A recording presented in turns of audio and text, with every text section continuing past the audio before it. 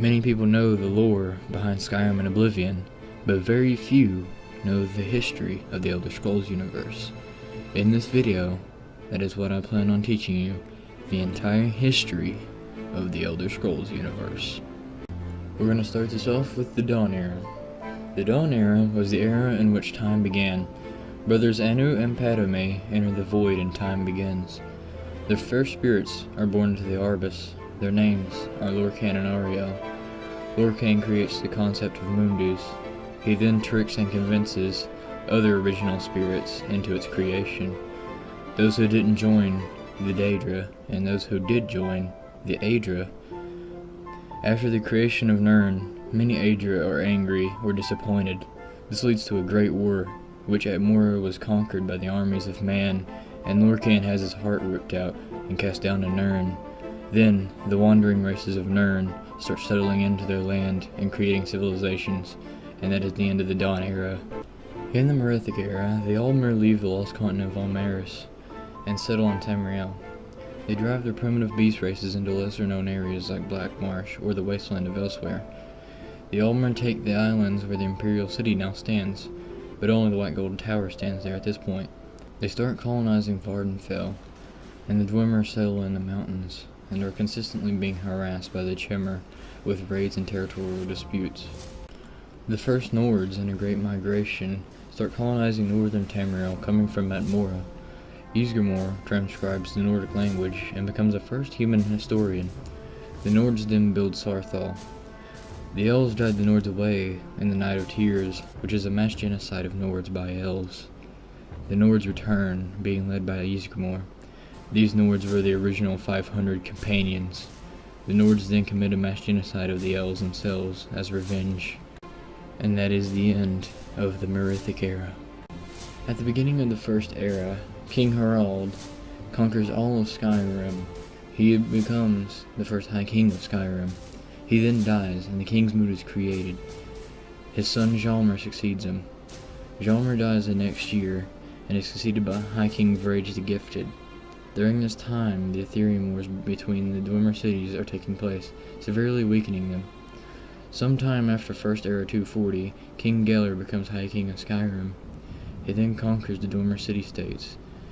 In First Era 243, the Aelid Empire falls, and the Alassian Empire of Cyrodiil arises. This is known as the First Empire. What is left of the underground Dwemer then enslave the Snow Elves, turning them into the Falmer. The Dwemer disappear in First Era 700. What happened to the Dwemer is unknown, but we can get into that at a different date. The rest of the First Era is just a bunch of minor wars and disputes. They are unimportant to the rest of the lore for now. The Second Era is full of many different events. These are just a few of the major events that happened during the Second Era.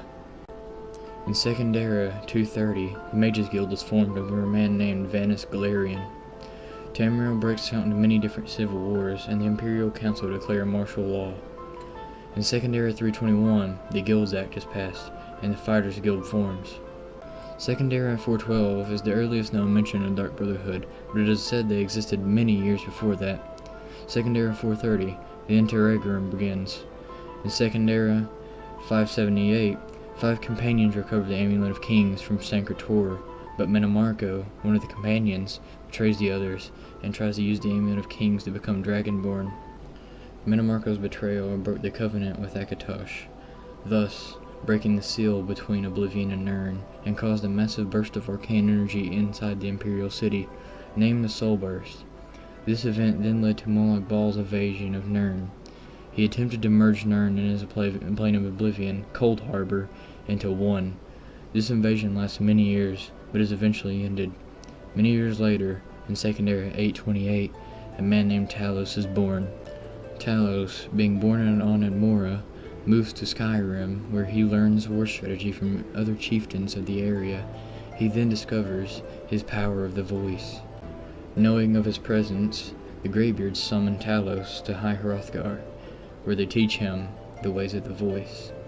After returning from High Hrothgar, Talos then becomes a general for the Clovian estates. It is now that Talos starts gaining popularity as people start seeing him use the way of the voice in combat.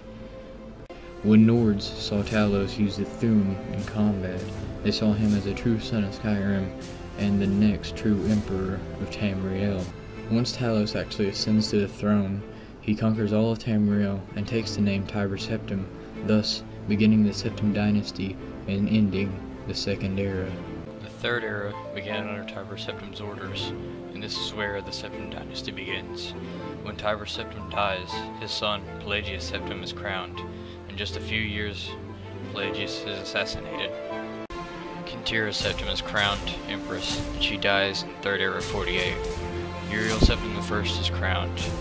In Third Era 63, Uriel Septim I dies. Uriel Septim II is then crowned.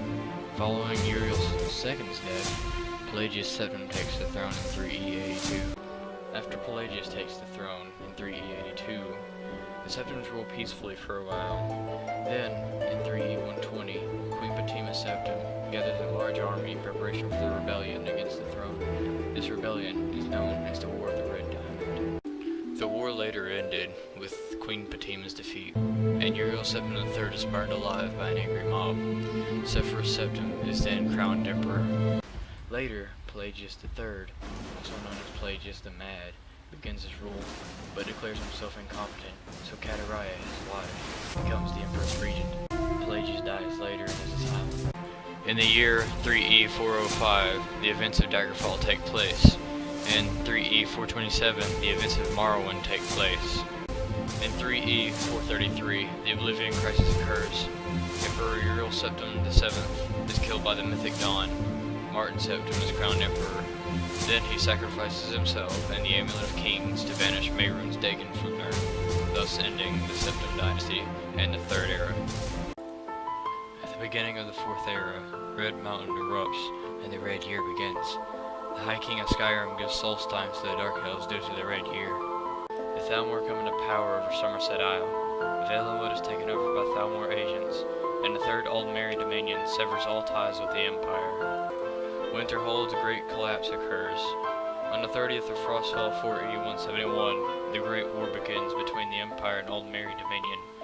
In 4E175, the White Gold Concordat ends the Great War and bans all worship of Talos throughout the Empire. In 4E201, the events of Skyrim take place. The Dragon Crisis begins, and the last Dragonborn arises to defeat Alduin in the Battle of Tongues in Sovngarde.